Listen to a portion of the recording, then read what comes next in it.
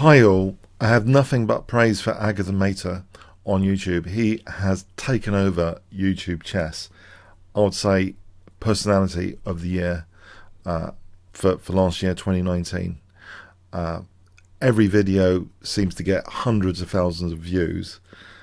So he's driving extreme interest, I believe, to the game, to new players all around the world. And he's very, very social, does polls on Twitter, etc. Really brings the community together. I have had the honour of playing him a few times, and even the honour of him covering this particular game. I thought I'd put my perspective on it, just for a few insights. We've only really played on very, very casual time controls, very fast and furious. This was in the daily hyper bullet at Lichess. This was 30 seconds for all moves, so a really extreme form of the game. But Agadmator's intuition is very, very good. On this occasion, let's see what happened on this occasion. So he was white and kicked off with e4. I do have a surprise weapon for bullet and blitz generally, knight c6, which comes from my good friend Paul Georgiou. It's a very provocative system, knight c6, trying to get the opponent out of theory as quickly as possible. So we have d4, e5, and now d5. So the tango is in full swing. This queen's knight is tangoing over here, potentially, and it's also causing some dark square concessions. You can see with the pawns on light squares, the dark squares are slightly more vulnerable. Knight f3, knight g6, just in time to hold this pawn. And you'll note that the bishop can come potentially to a great square here on this diagonal. So it doesn't have to be locked into its own pawn chain.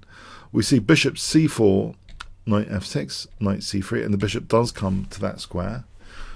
Agadmator castles. We have d6, bishop e3. And I've had this position quite a number of times over the last few weeks and months.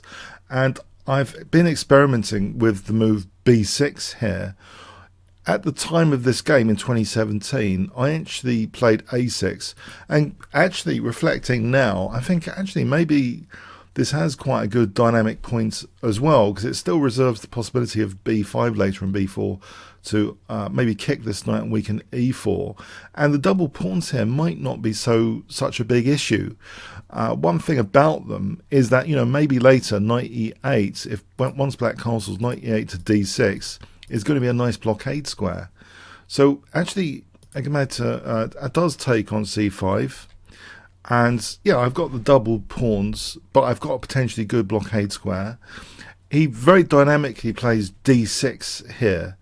I don't really want to leave this pawn there, so I do take it. He has that nice d5 square to play with, which could be very, very dangerous. Queen e2, black castles, rook a1. I do take the opportunity to get a tempo, knight f4. And actually he runs, it seems he's running into a nasty looking pin here. And it's a very, very fast and furious time control. But that pin against the rook is a bit nasty, and this is a bit of a panic reaction. g3. I've been looking at hearing the audible book Hitchhiker's Guide to Galaxy, to the Galaxy this morning, and the message there is don't panic. But this is a bit of a panicky move. I do take on f3. G takes. Okay, it's restoring the piece. It's offering an exchange sack. But even worse, I can leave the bishop there. I don't have to pick up the exchange. Remember, if you don't put players away quickly, sometimes you just lose on time. So I went for the king instead. I didn't take the exchange here. I just played knight h5. And this does mean that the queen can come into the position and threaten queen g4 potentially. We have knight e2. And actually here, queen h4. So there's a huge threat of queen to h3 potentially. We have knight g3. And in fact, queen h3 would be winning, but I played also a very strong move, knight takes f4. And it's very, very difficult for white to do anything here. After queen e3, it's knight h3 is checkmate. Yes, so I was lucky on this occasion, but as when Agadmator wins, I will also show any losses, because I think he's doing such a wonderful job on YouTube and generally for chess. He's become a major kind of celebrity in his own in the world of chess, a huge force influential force, and it's an honor just to play him. And also, I expect he will be reaching astronomical subscriber figures. And he said when he gets to 1 million subscribers, he'll request from FIDE for Nesmetinov to become an honorary Grandmaster. Now, as a great fan of Nesmetinov, I really applaud that idea. That would be absolutely fantastic. Nesmetinov was a player who had, let's say, restricted opportunities, and he was a fantastic attacking player. I absolutely love Nesmetinov's style of play. So if that's one of the great outcomes of Agadmator, even more getting to 1 million subscribers, that is beautiful. It's absolutely beautiful. So I applaud Agadmator.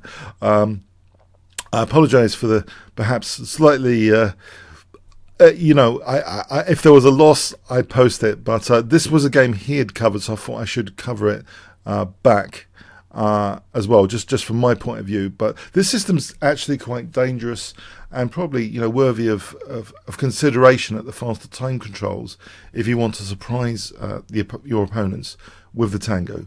So congratulations though to Agadmator generally on YouTube. He's the real winner on YouTube, crushing it, crushing all the other channels with his enormous profile and fantastic number of visitors he's getting to all his videos, getting this huge interest for the game of chess. So he's doing a remarkable job on YouTube generally, and I'm sure he's improving his chess gradually through each game annotation. Every single one is going to improve his understanding of the game, and for all those that watch it. And I'm sure that this year maybe he's going to take me down, but so far, okay, I've got the upper hand so far. Okay, thanks very much.